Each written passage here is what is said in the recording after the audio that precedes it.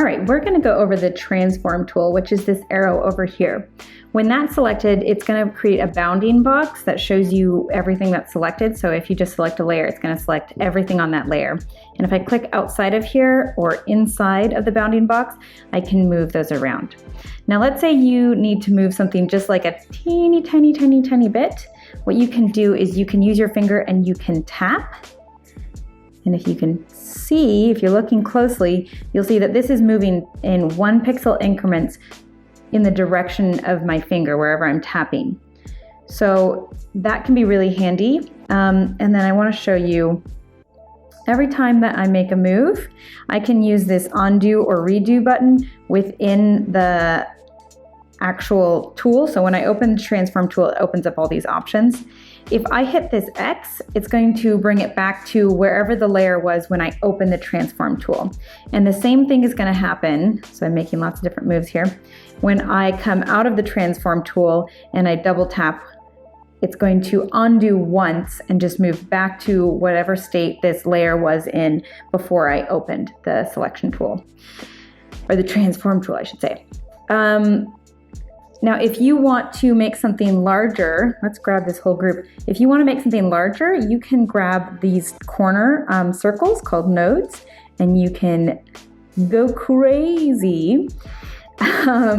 So whichever node you grab, the opposite node is going to be with the one that stays still. This is where it's going to anchor, and this is where things are going to move from. So moving over here, everything stays the same over there.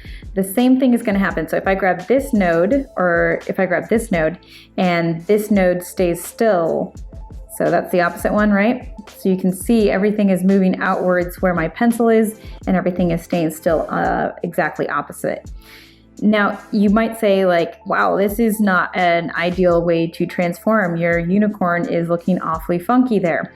Well, that's because I am in freeform rather than magnetic. So I can be in either freeform or magnetic. So when I'm in magnetic, it's going to move everything equally. It's going to scale the same width and height for everything. So that is really useful.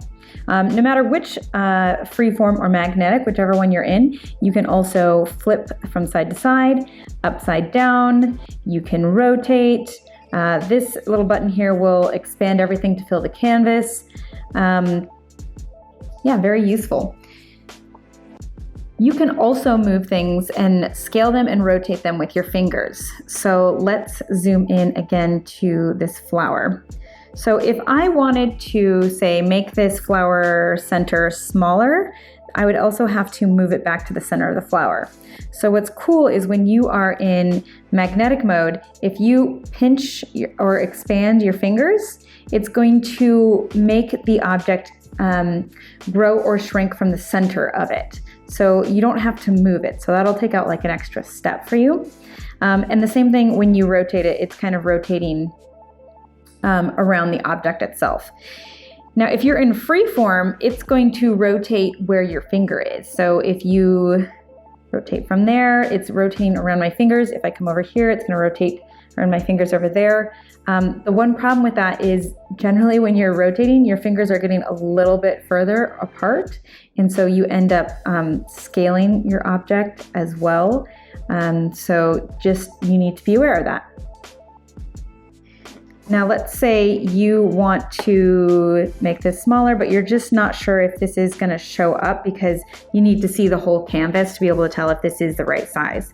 So if you try and zoom out, whoops, you're just going to zoom your object. But you can put one finger on the transform tool, and then you can use your pinch zoom to move around the canvas. So finally, you can also shear and distort your selections. So I'm going to use an example of, let's say you have a wall and you want to put these flowers on the wall at an angle. So if you have your selection here and you hold one of these nodes, it's going to convert, you have to wait for it to snap like that. It will shear and distort. So if you have seen Star Wars and you've seen those lines of text going back in space. That's kind of what this tool does. So it can be really helpful for creating work in perspective. So I'll shrink this to here. I'll push this up and I'll just pull this guy, and voila. Now I have work that is at an angle, so it kind of looks like it's in perspective.